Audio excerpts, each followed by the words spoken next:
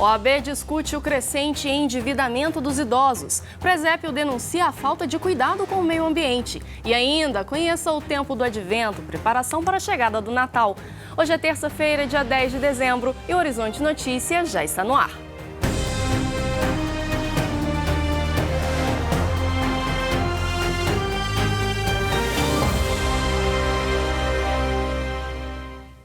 Olá! Um levantamento feito pelo SPC Brasil e pela Câmara dos Dirigentes Lojistas mostra que 3 em cada 10 idosos de 65 a 84 anos no país estão com o nome sujo. Pensando nisso, a Ordem dos Advogados do Brasil de Minas Gerais realizou a Jornada Brasilcom, que trouxe como tema o superendividamento dos idosos e a proteção dos hipervulneráveis. A repórter Gabriele Assis esteve lá e traz mais detalhes para a gente. O seminário contou com 6 painéis que abordaram temas envolvendo o superendividamento dos idosos e a nova Lei Geral de Proteção de Dados. Essa é uma jornada Brasilcom que foi organizada pelo Instituto Defesa Coletiva, OAB, Ministério Público.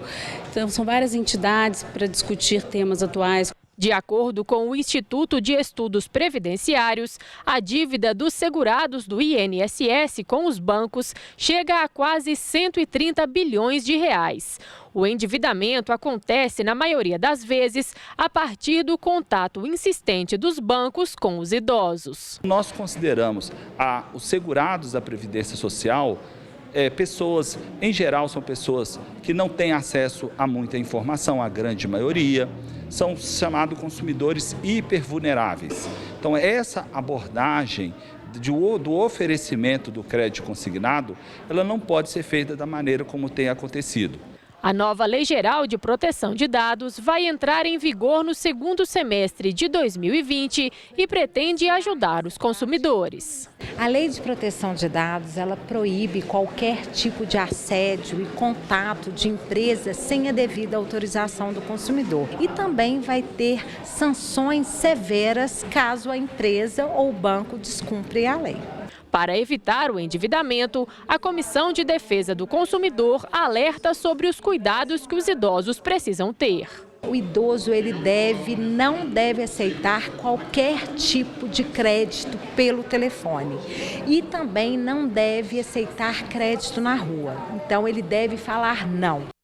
O ano litúrgico começa com o tempo do Advento, um tempo de reflexão e preparação para a festa do nascimento de Jesus. Nós preparamos uma matéria para você poder entender melhor esse período e poder vivenciar esse momento tão importante para os cristãos.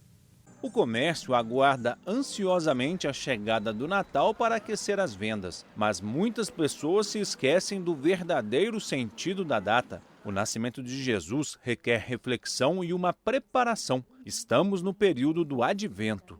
O Advento é o tempo que nos prepara para o Natal. É o primeiro tempo do ano litúrgico, porque o ano litúrgico ele inicia com o Advento, né? Advento, em latim adventus, que significa chegada. Então, chegada de quem? Chegada do menino Deus, né?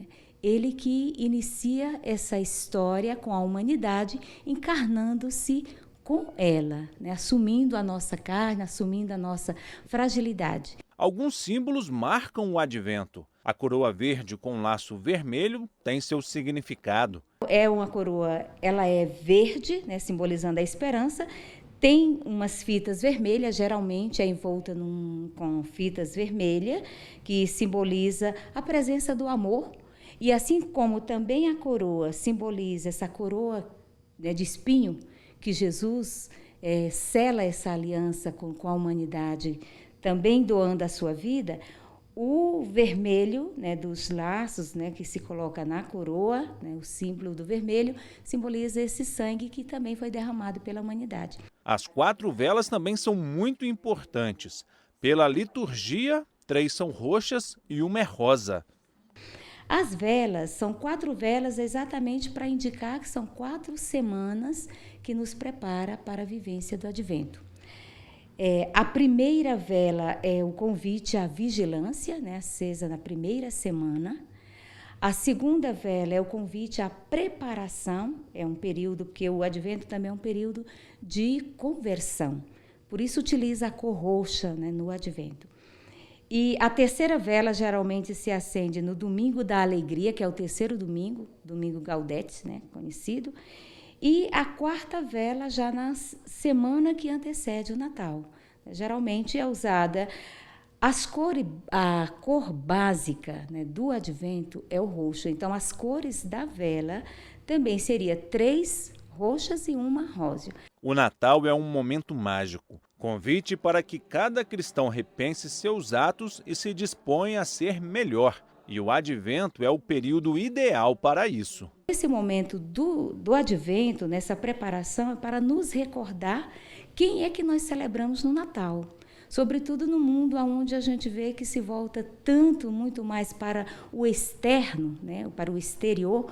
Então é importante a gente olhar para o nosso interior para podermos nos preparar bem para viver esse momento do Natal, que é o nascimento de Cristo.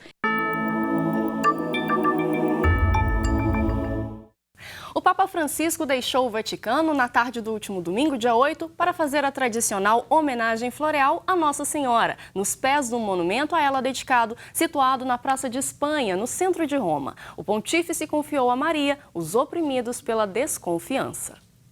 O local estava repleto de fiéis romanos e turistas. A cidade foi representada pela prefeita Virgínia Raggi. O Papa foi acolhido pelo cardeal vigário Ângelo de Donatis. Em sua oração feita aos pés do monumento dedicado a Nossa Senhora, o Papa citou a corrupção do coração, que é impecável por fora, mas por dentro está cheio de más intenções e egoísmos mesquinhos. Deu graças a Deus por ter nos dado uma mãe cheia de graça, que nos recorda a vitória de Cristo sobre o mal. A estátua de Nossa Senhora é obra do escultor Giuseppe Obissi, que se encontra no alto de um obelisco, projetado pelo arquiteto Luigi Poletti. O monumento foi inaugurado em 8 de dezembro de 1857.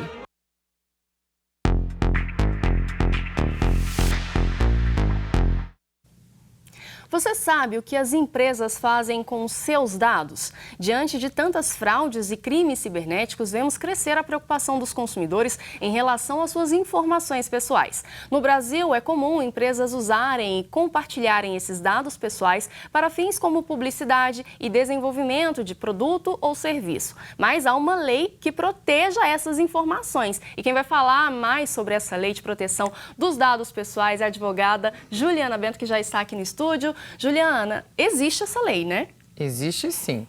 A exigência de transparência e proteção de dados, ela é global, inclusive no Brasil agora com a Lei de Proteção de Dados.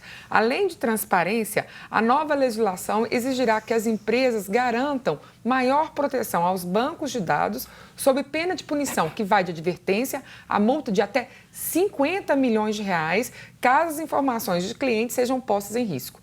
Tudo isso exigirá investimento financeiro e mudança de cultura das companhias. As empresas só poderão guardar os dados estritamente necessários de seus clientes e sob a condição de ter uma finalidade clara para esse armazenamento.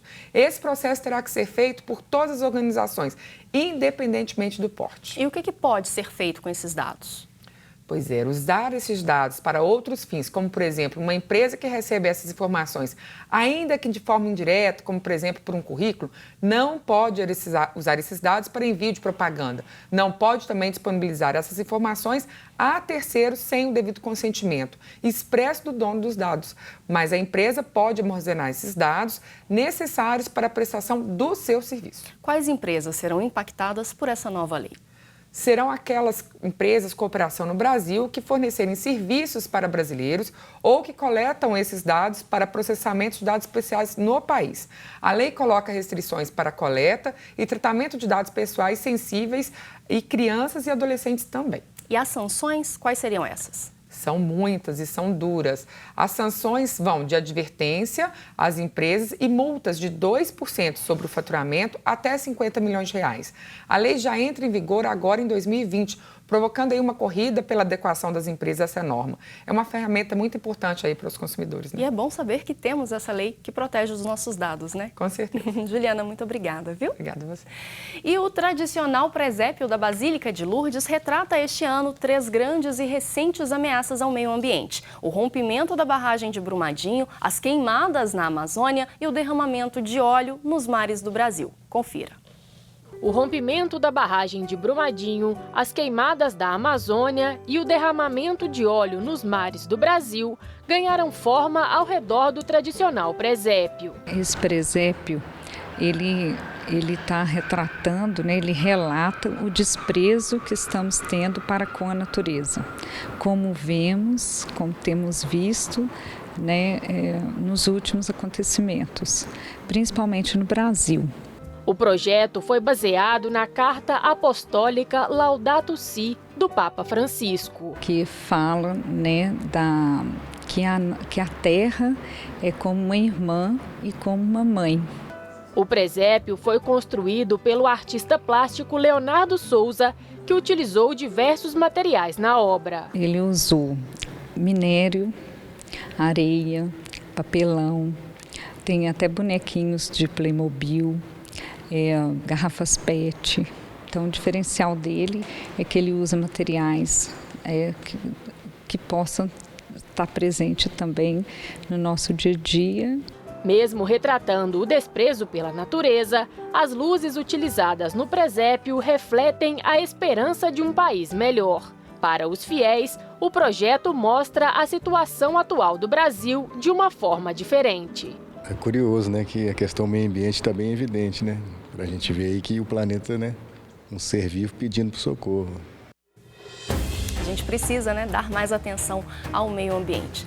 O Horizonte Notícia fica por aqui. Para rever alguma matéria, acesse o nosso site tvhorizonte.com.br. A gente volta amanhã, 8h45 da manhã, ao vivo. E é claro que eu te espero. Até lá!